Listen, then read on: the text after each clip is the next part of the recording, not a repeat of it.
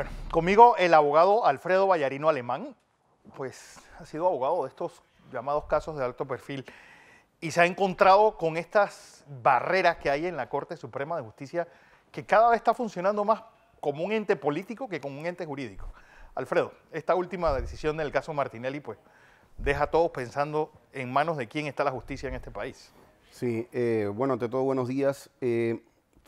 Yo participé como observador en la audiencia porque queríamos ver cuál iba a ser la decisión que en su momento dado iba a tomar el Pleno. Y llama poderosamente la atención porque lo que se le pedía al Pleno en su momento eran dos cosas principales. La primera era, si hay algún cuestionamiento sobre la salud de Ricardo Martinelli, llévenlo a evaluar. Es decir, evalúenlo, punto. Que sean los médicos los que deciden. No cualquier médico, que Médico sea el de Instituto de Medicina Legal quien haga ese pronunciamiento y establezca cuál es la condición de salud que tiene Ricardo Martinelli.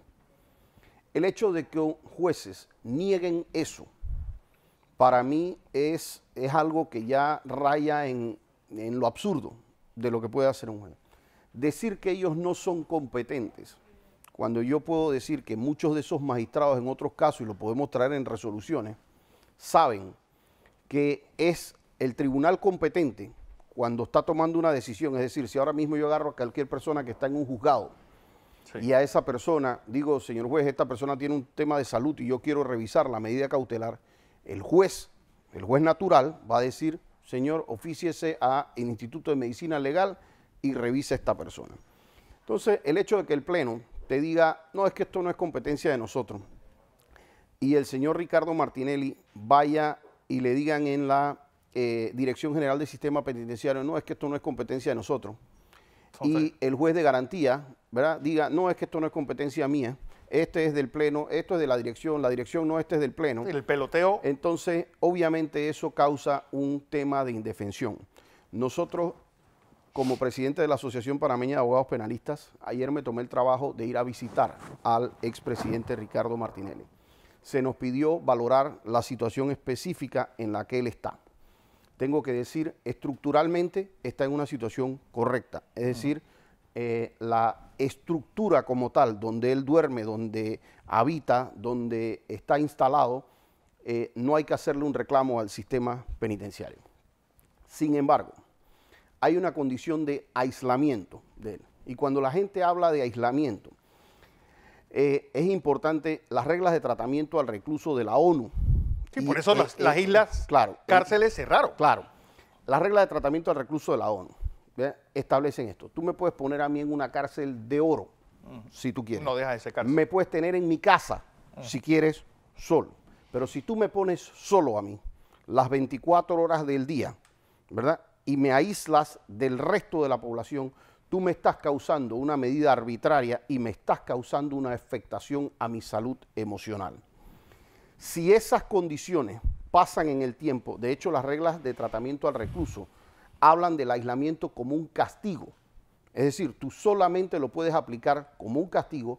Cuando lo vas a aplicar, te dicen que tiene que haber sido revisado primero por un médico, sobre todo si tiene una situación crónica, para que ese médico determine si esa sanción es viable. Claro. Tienes que haber cometido una falta al sistema penitenciario para que se te hagan aislamiento.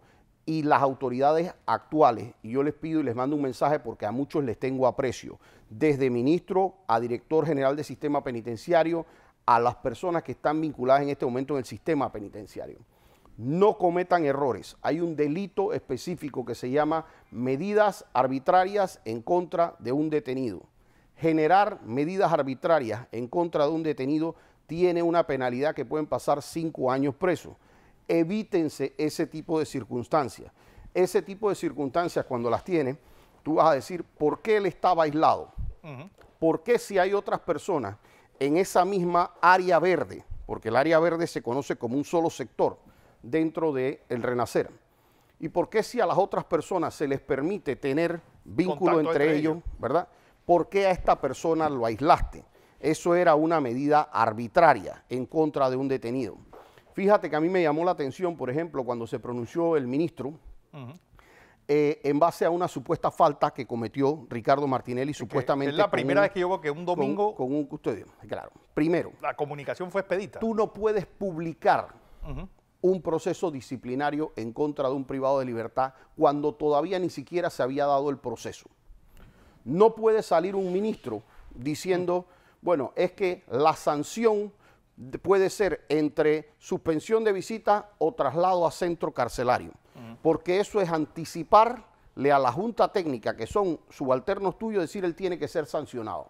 Es decir, sin haber determinado esto. Tercero, cuando tú le vas a hacer un procedimiento a una persona detenida, tú tienes que decirle cuál es la falta que cometió, cuál es la línea en el reglamento, la norma específica que él falló, y tienes que darle la oportunidad de defensa a través propio o a través de un tercero. Tú no puedes, sin hacer un procedimiento, decir es que yo te voy a suspender las visitas o es que yo te voy a hacer porque tú agarraste y cometiste tal falta. Mucho menos puedes anunciarla públicamente y tienes que hacer esto. ¿A qué yo voy con esto? Mira, yo adversé a Ricardo Martinelli hasta el último día de su gobierno. Una de las razones por las que lo adversé fue por el tema de meterse en la sala quinta. Para nosotros los abogados que se metan en el sector de nosotros, de alguna manera donde uno sienta que hay un riesgo de que la presidencia pueda meter la mano, uno sale en reacción. Y eso produjo diferencias importantes en su momento nuestras con el expresidente Ricardo Martinelli. Con el presidente actual, las grandes diferencias, porque yo no he tenido ningún problema personal con el expresidente, con el presidente actual, Juan Carlos Varela. Pero ha pasado que no ha metido la mano, ¿verdad? Ha metido la mano, el pie, el codo, la rodilla, la cabeza, la quijada, todo lo que se le ha ocurrido lo han metido en la justicia. Caso muy reciente es el caso del señor Saltarín. ¿Y qué pasa cuando la gente mete la mano en la justicia a sopretexto de yo voy a hacer que, porque nosotros vamos a ser los que en verdad somos los justicieros, los que logramos que en efecto se haga la justicia? ¿Qué pasa?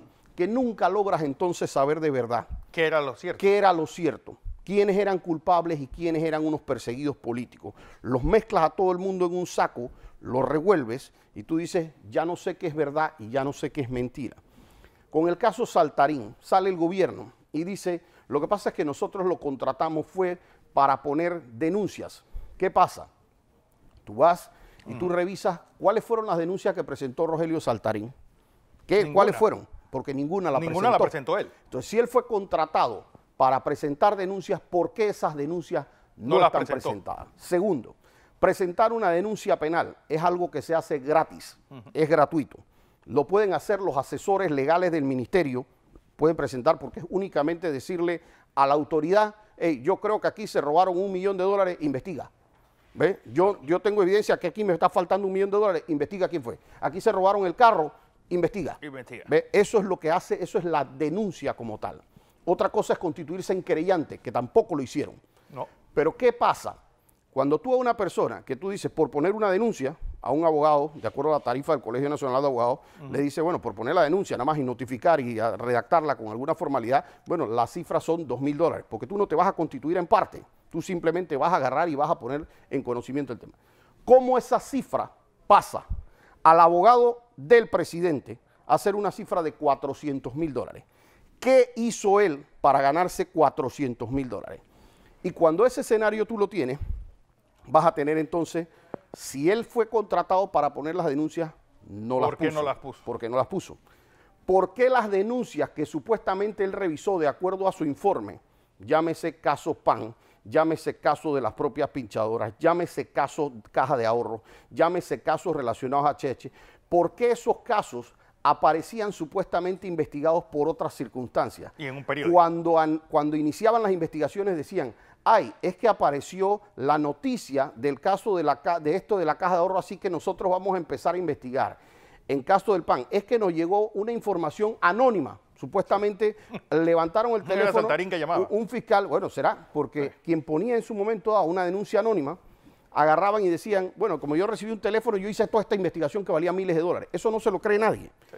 Cuando venía el testigo protegido, el testigo protegido decía, bueno, es que yo vi esto en la televisión y yo quise participar y tal y cual, y entonces no se sabía la identidad. Pero ahora en el informe de estos temas sale, por ejemplo, iniciales. Caso Giacomo Tamburelli, que GT. estuvo vinculado a temas de la máquina pinchadora.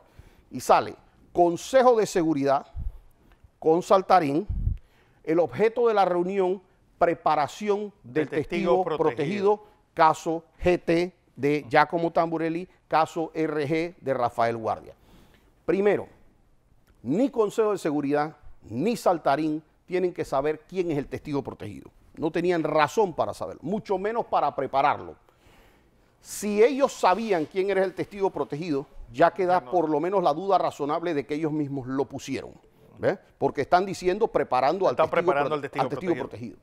Entonces, ahora sí genera una duda el hecho de que, por ejemplo, en una audiencia no quieran decir, obviamente, ahora sí no vamos a revisar quién es el testigo protegido. Que en el sistema penal acusatorio es distinto al inquisitivo. En el sistema penal acusatorio, al final sí se tiene que revelar quién es el testigo protegido. Yo creo que además de lo que tú has denunciado, es decir, porque realmente esto fue casos armados hechos por el tal Saltarín, que Dios sabe dónde estará, por el Consejo de Seguridad, por la señora Porcel como miembro del Consejo de Seguridad y no como procuradora. Sale, hay reuniones de Kenia Porcel.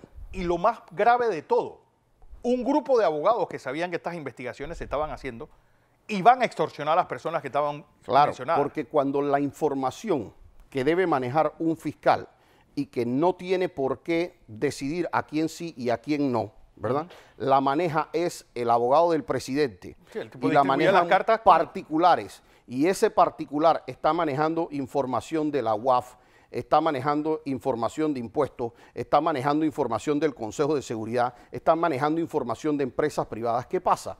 Y estás usando abogados particulares. El abogado particular con esa información puede ir a donde otra persona porque no tiene el compromiso como funcionario de la administración de justicia y le va y le dice a la persona, oye, mira lo que nos llegó aquí, ¿ve? Esto puede ser un comprometido para ti. Y no sabemos ni siquiera si en temas penales, puede ser temas de impuestos, puede ser temas de cualquier tipo de situaciones, de activos que tú no tienes reportados. Y si esta situación tú no lo tienes ahora, eso se puede quitar si nosotros recibimos un pago de esto o tú pones a tal abogado a que te ayude, nosotros podemos hacer que te ayude. Ese tipo de circunstancias se dieron. Y se dieron también con personas en su momento que las llegaron a detener y les decían, si tú pones a este abogado, te van a conseguir la medida cautelar. Esos escenarios los tuvimos y nosotros hemos recabado ya declaraciones juradas de muchas personas para que el día 2 de julio empiecen a salir estas cosas sobre qué abogados fueron, a nombre de quién decían que representaban y qué es lo que estaban haciendo, porque esto el país lo va a tener que saber. No es algo que van a poder manejar oculto porque cuando sea la versión de uno, van a haber versiones de 20 y van a ser similares y, pero son los mismos tipos. ¿Quién iba? Porque eran exactamente los mismos que recurrían. Ahora, el daño que esto le hace al sistema de justicia es lo que en realidad nosotros como abogados penalistas nos hace, porque cuando tú dices, es que ya yo no necesito el juicio y condenemos a la persona, ¿verdad? Entonces ya nos quitaste el trabajo a nosotros. Claro. O sea, nosotros ya no tenemos ningún tipo de trabajo. Es si conozco a la persona y tengo las influencias para salvar al cliente o no. Pero el juicio lo acabaste. Nosotros no podemos tener, por el hecho de que, es que había que hacer investigaciones, pues nosotros designamos pseudofiscales, pseudoprocuradores. Eso es privatizar la Procuraduría, fue lo que se hicieron con Saltarín. Privatizar el sistema de justicia. Como no puedo decir, como no alcanzan los jueces, ¿sabes a qué? Vamos a poner semijueces. Y como no alcanzan las cárceles, pues ¿sabes qué? Vamos a poner hoteles y vamos a cerrar llaves y vamos a encerrar a la gente aquí sin juicio. El juicio es algo que tiene que respetarse. Si el Ministerio Público no tenía los recursos suficientes, había que darle los recursos al Ministerio Público, ¿verdad? Pero ¿qué pasa? Aquí salió una procuradora, que ¿de dónde sale la procuradora Kenia Porcel? Sale de ser la segunda en el Consejo de Seguridad, en donde, de acuerdo a lo que sale hoy día en los informes, en los Saltarín Papers, sale que ella estuvo en muchas reuniones en las que estuvo el señor Saltarín, y precisamente viendo los expedientes que después se manejaban dentro de la Procuraduría. Porque, de nuevo, se manejaban los expedientes acá. Caso de la Caja de Ahorros dice, para verificar el cobro de un préstamo en la Caja de Ahorros. ¿Qué hace el Consejo de Seguridad? ¿Qué hace incluso el órgano ejecutivo viendo el cobro de una entidad que tiene su autonomía propia, como la Caja de Ahorros, que tiene una junta directiva, que tiene un comité de crédito, que tiene el departamento de cobros? ¿Qué hacía el Consejo de Seguridad metido en eso? Bueno, lo vimos después en un caso en el que armaron y en el que 22 personas, incluyéndote, salieron absueltas de ese caso. No, y que empieza con una publicación, y no hay que olvidarlo, en el diario La Prensa, que era el órgano divulgativo de los Saltarín Papers, donde publicaban todos los chanchullos que hacía Saltarín, ahí y en otros lugares. Esto va a salir también. Claro, todo esto salía, era cómo se armaba, cómo tenían, porque aquí se va a manejar tema. ¿Cómo la prensa pudo entrar a cuentas privadas? ¿Cómo la prensa pudo entrar en papeles acuérdate públicos? Que en el caso de la Caja de Ahorro, cuando se va a producir la detención de Ricardo Francolini, en su casa, en los carros... Había un reportero de la prensa. Había un reportero de la prensa cuando supuestamente debía ir solamente la fiscalía y debía ir solamente las personas vinculadas. Entonces tú te vas dando cuenta cómo esto tenía matices que vamos a poner que todo el mundo hubiera sido culpable. Vamos a poner ese escenario como un supuesto. ¿Qué pasa? Manchaste todo el caso, lo dañaste, porque ahora nadie puede saber porque tú estabas reunido con los testigos, tú armaste un testigo protegido, tú armaste todo lo quién va y quién no. ¿Quién puede dejar que un señor Saltarín, por ejemplo, investigue un caso como de Brecht?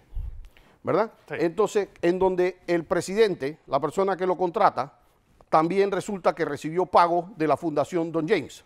Sí. Entonces, ¿qué pasa? Que como eso no lo está manejando una fiscalía, lo maneja un particular, el particular puede decir... Esto por favor no lo mandes a la Procuraduría, esto sí. Y ese es el daño que se le hace cuando tú pones ya no a un abogado a denunciar, entre comillas, como lo hicieron, sino a investigar, a armar, a recabar los datos que quiere, a que tenga acceso a información de la UAF, a que tenga acceso a información interna, y tú decides qué información va para allá y qué información no va. Eso es lo que realmente hizo peligroso todos estos casos y donde nosotros salimos y saltamos porque veíamos en la mesa, en los diferentes temas que llevamos a los clientes de nosotros y de repente veíamos con los fiscales a gente del Consejo de Seguridad. El señor Tión, cuando fue Ricardo, estaba ahí. Nosotros decíamos, ¿y este qué hace aquí? ¿Qué hace el Consejo de Seguridad aquí? Ah, no, él no estaba. ¿Por qué lo negaban? ¿Por qué no salía el señor Saltarín públicamente, él, a decir, vengo a poner una denuncia en nombre del órgano ejecutivo, porque aquí hicieron tal, aquí está copia de la denuncia? ¿Por qué salía? No, es que fue una llamada anónima, es que esto vino de una noticia en un periódico, pero la noticia del periódico venía justo 2 meses después de las reuniones que aparecen hoy día en el informe de ellos viendo el caso.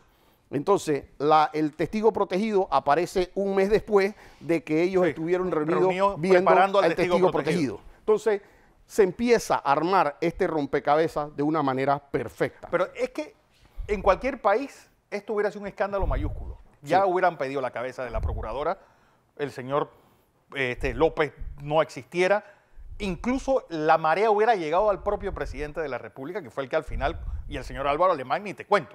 Sí. Menos aquí. Yo creo que primero hay un ambiente de terror, ¿verdad? No es normal que el Consejo de Seguridad, que sería el equivalente a la CIA de Estados Unidos, estuviese metido investigándole la vida a las personas y no mucha gente se quiere meter. Pero lastimosamente, tengo que decirte, hay evidencia documental de que varios medios de comunicación participaron de eso.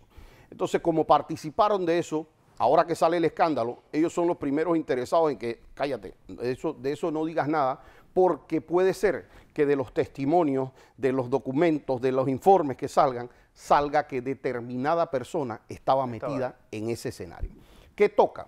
Pues toca seguir las investigaciones, toca que la prensa que se mantiene independiente siga haciendo una labor que trate de entrevistar a las diferentes personas vinculadas, toca que los abogados nos mantengamos muy alertas en estos temas, desde que empecemos a comparar las fechas en que se daban estas cosas, cómo llegaba a estos testigos protegidos, cómo se hacían para poder de alguna manera instruir a la población, porque si no sale un órgano ejecutivo, saca un comunicado y dice, mira, te quedan 5 firmas de abogados. No, es que las otras firmas de abogados estaban trabajando o en un arbitraje que no tiene nada que ver con tiene nada instruir que ver temas con de esto. justicia, en un tema civil en donde estaba siendo demandado el Estado y lo contrataban por la especialidad. Pero ninguna de las otras firmas Armó- estaba, por lo menos no lo que conocemos, estaba armando expedientes penales. Es delito lo que hizo el señor Saltarín, Mira, yo tengo, como yo no, tenemos que basarnos en los informes. en los informes. Si lo que está diciendo los informes y lo que han dicho testigos relacionados a la forma en que él estaba actuando, estaba armando expedientes para la Procuraduría General de la Nación, definitivamente no solo es un delito para el señor Saltarín, sino para el Ministerio Público que estaba receptando información que luego hacía ver que era investigada por ellos. Entonces, si esos componentes se logran acreditar, y yo creo que, vuelvo y te digo, después del 2 de julio, Sí, ahora hacerlo habrá que hacer las investigaciones un poquito más certeras sobre este tema. Eso es lo que va a permitir acreditar o no la participación de cada quien. Lo que sí te puedo decir desde este momento es que ni la justificación que ha dado el órgano ejecutivo, ni el silencio del señor Saltarín, ni el silencio de la Procuraduría, ni el silencio del Consejo de Seguridad me convencen de que hayan estado haciendo algo ni remotamente correcto. Alfredo Vallarino Alemán, como siempre, un placer tenerte acá.